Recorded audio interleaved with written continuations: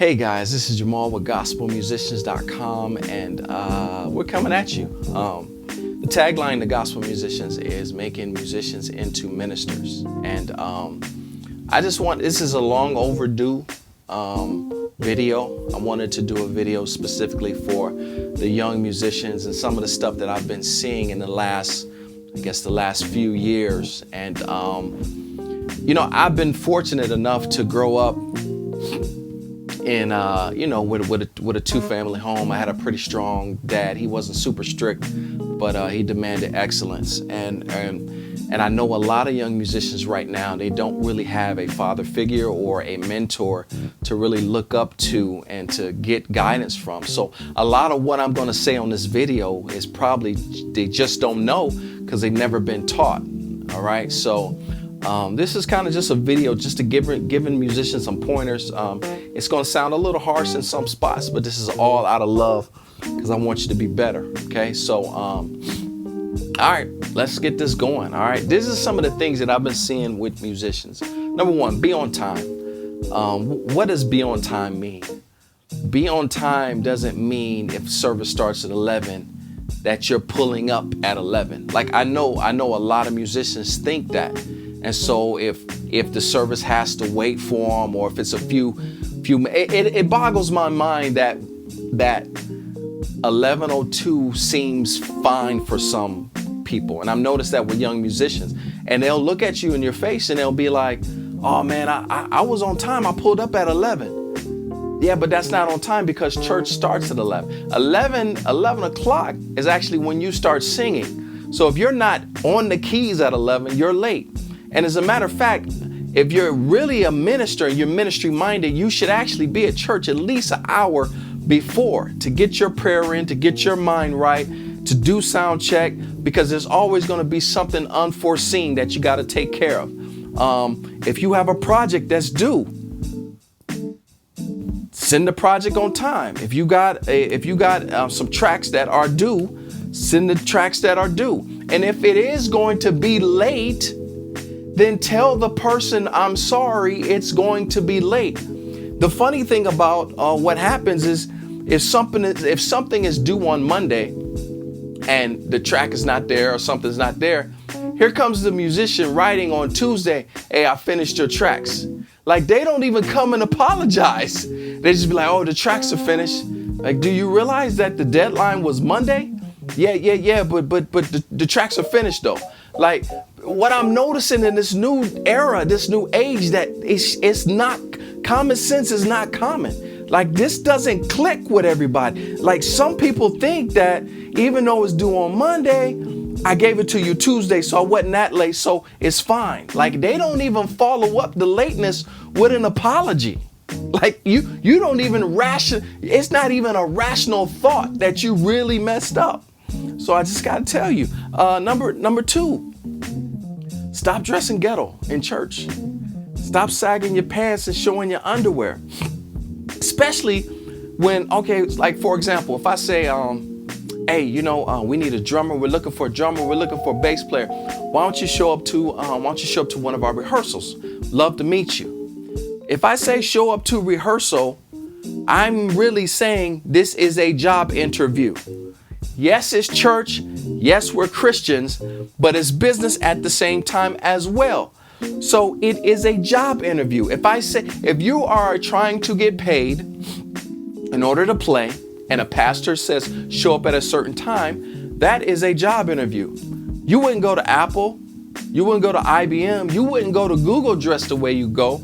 But then when it comes to church, you feel like you can dress any old kind of way. And so I believe that God will take you as serious as you are. And I've always been the kind of guy, and I'm not tooting my horn, but I'm not perfect.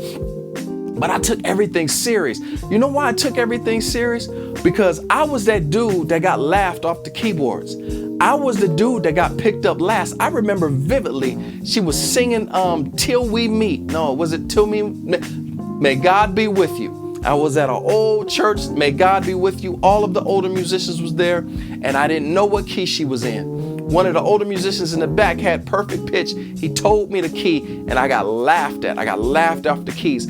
I was that guy You know that guy when this is your church, this is your choir, and you on the keys. But if some better musician is there, the pastor kick you off and let them play. Yeah, I was that dude. You know how that feels, huh? I know some of y'all been there. I was that dude. So when I finally got to a point when I was proficient and I could do some stuff on the keys, I took it serious because I remember those days that I couldn't play.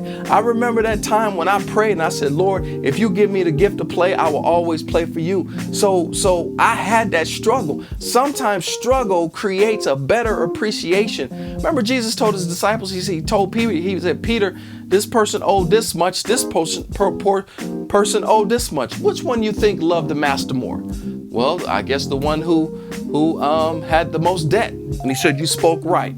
He said, to whom much is forgiven, much loveth more. So sometimes you don't have that element of struggle because you came like the chords we learning now. Like you come out the womb playing tritones. The level of musicianship is way better for you guys now. But at the same time, your musicianship has surpassed your ethics. Your musicianship is here and your work ethic is here. So what happens is a pastor will hire you for your musicianship when your work ethic has not caught up to your skill level. I'm trying to say, let your integrity catch up with your skill level. All right. Number 3, stop trying to get rich off a simple job. I had a guy, and mind you, I'm a musician. I can make tracks. I do tracks. I heard a guy's track. I said, hey man, I want to buy your track. He's like, okay, cool. You can buy the track. He said, it'll be this much. I said, okay. So I sent it to my wife. She said, I like the track. She said, but just one thing. Can you change the key? Okay, I want to change the key. Hey, we need to change the key. Oh, I charge for changing the key. We need the tracks bounced. I charge for changing the key. I charge for bouncing the tracks. I charge for normalizing.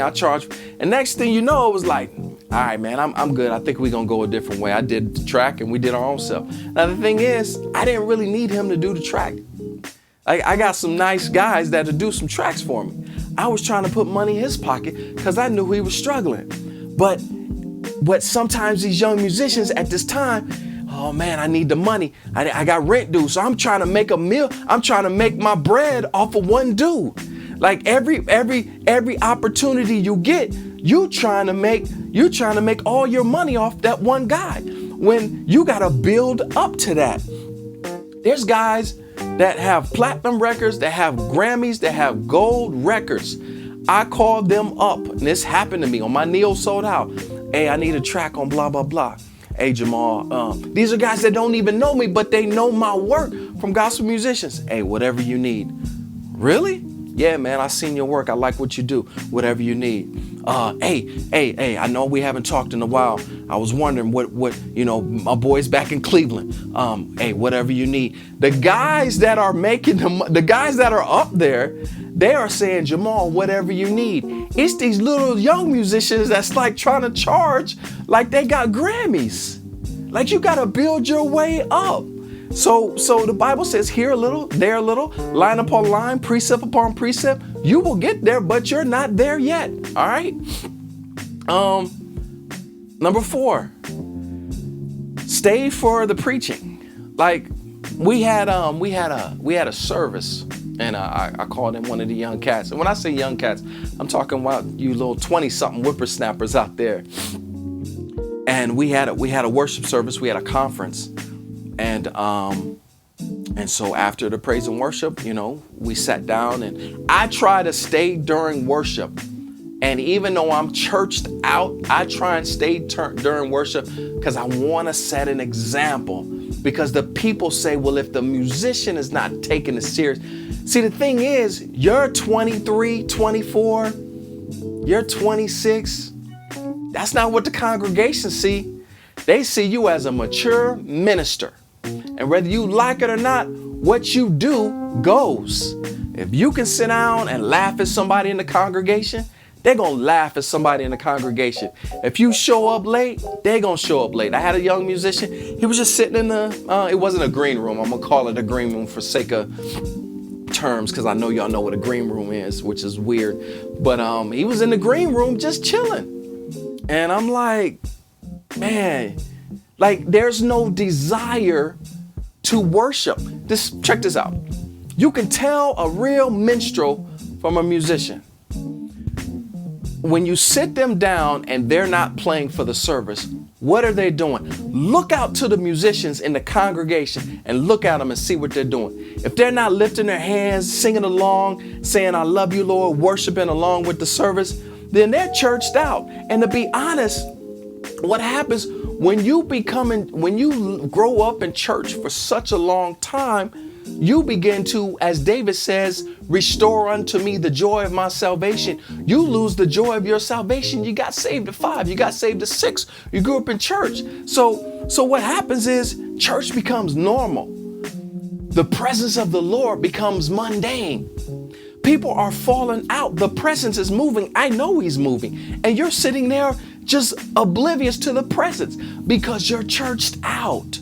But somehow you got to find a way to, as David said, bring back to me the joy of my salvation, meaning that your home prayer time has to be tremendous. So I can always tell a musician that really is not a worshiper, because if they don't have the keys, if they're not in front of the keys, if they're not in front of their instrument, they're taking no part in the worship service.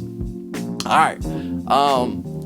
Number what is that? Number 4 and number 5. Try and stay off the iPhone during service. I've seen young cats be on the whole iPhone, texting and playing games during the whole entire service until it's time for them to get on the organ and back up the preacher. You're bored of church. It's okay to get bored of the building. Do not get bored of God. I was talking to my wife, and it was a couple times we talk about that because we're church people, and we have to create a way within ourselves to stir ourselves up in the Lord that we don't get bored of church, bored of the same slogans, heard every single message, can quote everything that the pastor says. You know what I mean? So you can't get bored of church. And even if you're bored, just give the congregation, even if you don't want to give God that respect, at least give the congregation that much respect to try and stay off the phone during the whole service. All right. Where we at? Stop overbooking and canceling for higher price gigs. Let your yay be yay, let your nay be nay. It was a situation, real situation. It was a young cat, and I needed a drummer. I called him up. Okay, came to rehearsal, got a drummer. This is the amount we're gonna pay. Cool, I got a drummer. We're set. All right. Friday rolls around. Hey, we good? We're good for Sunday? We're good. All right, we're good. Saturday, no text message because we're good. He said we was good for Friday, right? Sunday rolls around. I didn't think to text him because I'm not gonna bother to do. He said we was good on Friday, so I'm expecting him to show up. All right. Sunday rolls around. We're doing praise and worship. We're practicing, rehearsing before churches started. Okay. And no show. Okay. But I'm going to trust him. Hour before service, no show. 30 minutes before service. Hello? Hey, man, what's up? Hey, Jamal, how you doing? How's it going? Where you at? Oh, I'm in Miami. You in Miami? We in Orlando. What you doing in Miami? Oh man, my uncle passed away, and I had to play for the service. Okay, that could be true. That could be true. All right. When did your uncle die? I'm sorry to hear that. When did your uncle pass away? He passed away Saturday night. Okay. Oh no, Saturday during the day. So I'm thinking, if your uncle passed away Saturday during the day, I should have got a text message Saturday during the day. So what he tells me is that, oh, but don't worry, I already got a drummer for your backup. And so, okay, this new drummer, I don't know him. He wasn't a referral. He didn't come to rehearsal. I would have liked the opportunity to have a choice to choose the drummer that was going to be your replacement, not for you, the first time me ever meeting you, providing a replacement for us. So he begins to say, I don't understand, Jamal, why you're so upset. I don't understand why you're mad. I told you that I had a backup for you. So later I come find out it wasn't a backup, it was a higher price gig. Another young cat. Hey man, we're looking for a drummer. Oh man, I'm your dude, man. I've been wanting to play. Here's my resume, blah blah blah. Okay, cool, man. All right. Hey, come to rehearsal such and such. Don't come to rehearsal. Disappear. This is very synonymous of young musicians. They disappear. They have these mysterious, the phones just stop working. They just disappear. And so I talked to the guy that he was playing with. I said, hey, did you talk to so-and-so? Yeah, he's touring with us. What you mean he's touring with you? He just said he was gonna come and play for us. Nah, man, he's touring. He's on tour with us. He's out of the country. Okay, so he didn't even have the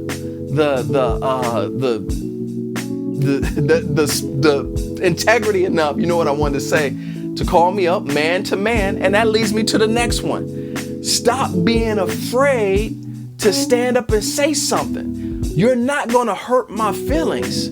Like, I noticed that a lot of these cats, I had another situation, another young guys call me up. They were supposed to be at a youth service. Hey, where you guys at? It's Sunday. Where you guys at? Oh, we forgot to tell you we're out of town. Why didn't you tell me before church service? This is more than one young cat. These dudes just disappear. They say they're gonna be at a gig. They disappear. They don't call. They don't report. They don't report what's happening. They don't keep you posted. They're late with their stuff. And then they got the nerve to be mad at you. Why are you mad at me? I told you, but you told me the last minute. No integrity. And I think it has to do with not having a mentor. You just don't know. The minute you know you're not gonna make the gig is the minute you text me. No organizational skills. All right?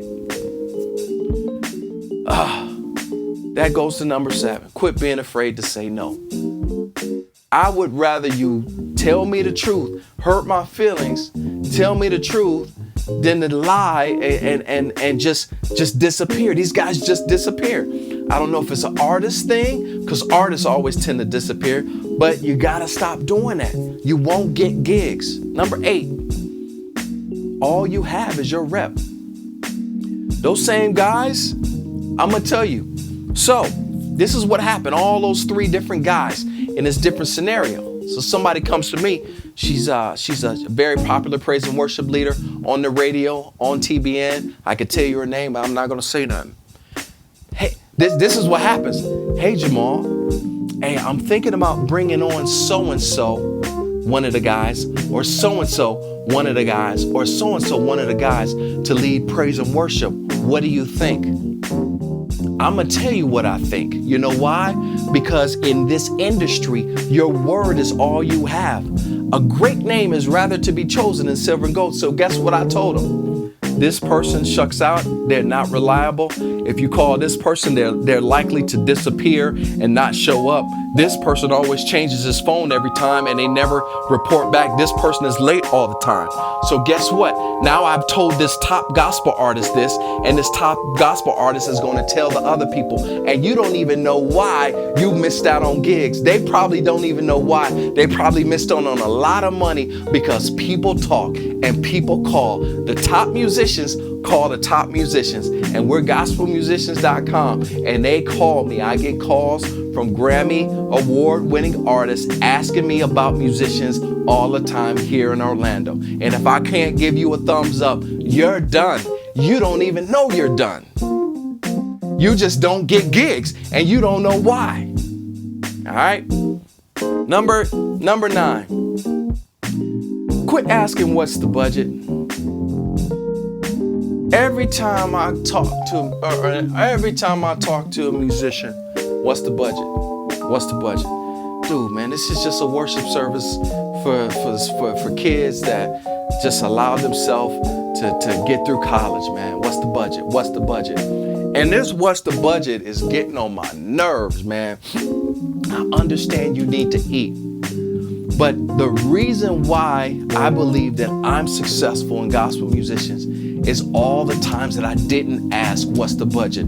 All the times I played for the youth choir with 5 members. All of the times somebody asked me to do some tracks. Hey, I just need some worship music. I'm trying to make it. I do that for free. And I do this for free. All of the times the people say, man, I need help on this. And I do this for free. And I do that for free. You got to have a resume of free stuff in order for God to bless you. You're blessed not because of what you charge. You're blessed because of the stuff you didn't charge.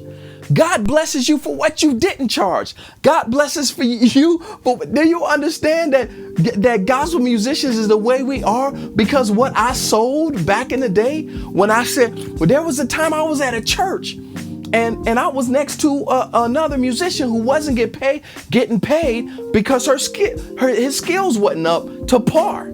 And I asked the pastor, can I allow my check to go to that person because they deserve to get paid a little bit? I look for reasons to sow because I know in my sowing, that's where I'm blessed. I realize that the times that you played for somebody for free, like now, cash is just like, where's the budget? That's why you broke, man. Because you won't sow. You won't do anything for free. And you scraping and scratching and wondering why your big break didn't come. Because you didn't sow into somebody else's big break. Because you couldn't play for that youth choir that didn't nobody else want to play for because you charged too much. Because it's a church just starting out and you couldn't just play. Like I would tell my people, look, your church just starting out, my wife and come, we'll sow. We'll get your praise and worship together. We'll do a couple services. I'm not going to do it forever, but we're going to do a couple services. We're going to teach y'all how to build a worship team. We're going to build a worship team and we're going to release people. We're going to build up people and we're going to release them. We'll do this for free because the free stuff is where I get paid because God don't reward you for the stuff you charge. He rewards you for the stuff that you sow. Stop asking what the budget is. Learn to give.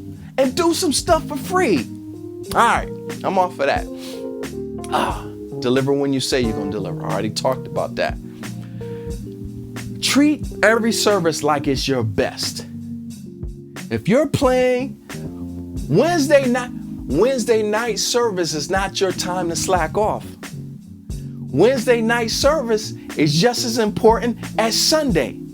The youth choir rehearsal is just as important as Tuesday. The men's chorus is just as important as a guest speaker. This is what I don't like. Don't treat a guest speaker because they have a great name better than you treat your own people.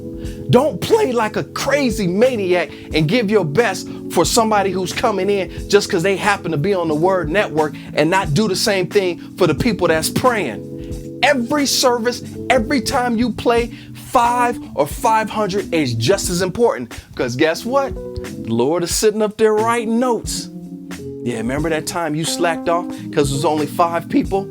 And I always keep that in my head. Even when I'm disappointed, like it's only 5 people here. I say, wait a minute, but Jesus is here. So that's 1,000,000 people. Like I always try and get myself geared up. I pump myself up like I'm playing basketball. Like, yo, let's get this going. This is God's service. All right. Last one. This is for pastors. Stop rewarding stupidity. These young bucks can do what they do because you let them do what they do. And the reason why you let them do what they do is because you say that the quickest way for a church to grow is the music department. I got an email about a year ago. Hey, Jamal, I'm in Orlando. I'm starting a new church.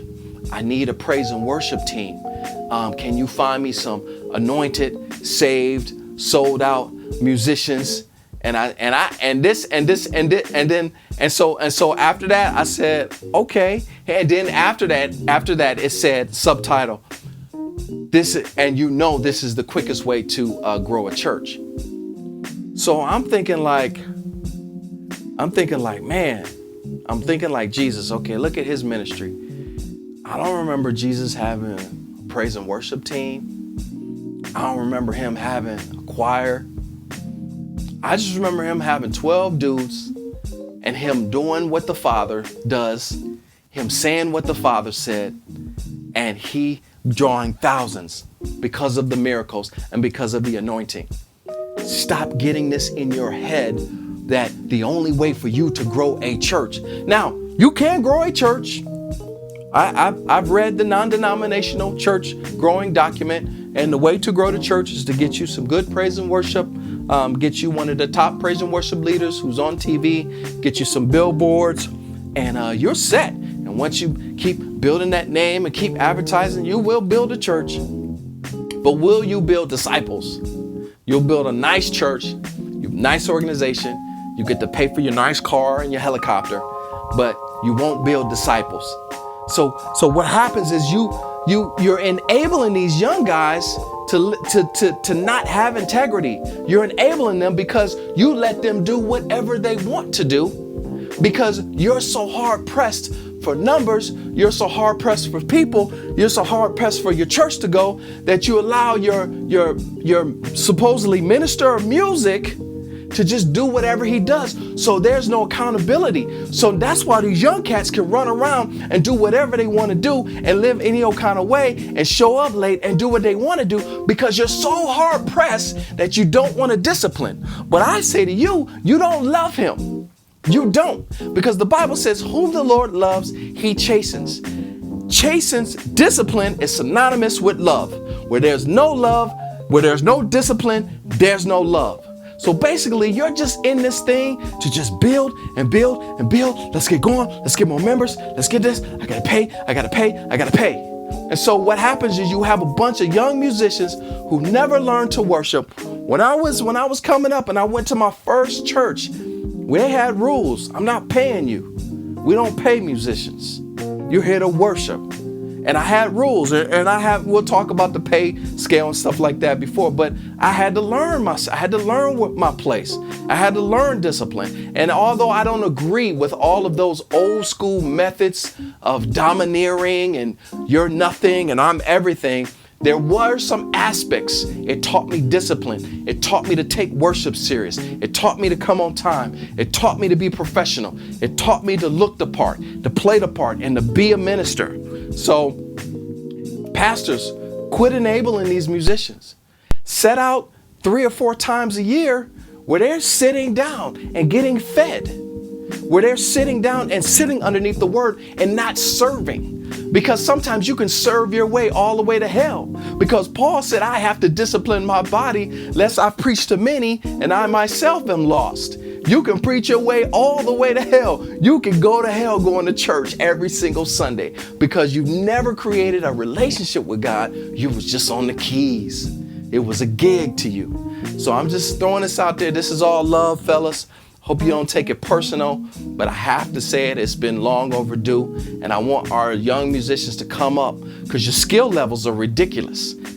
Allow your integrity to match where your key skill is. All right? Love you. Yep, Gospel Musicians, we're out.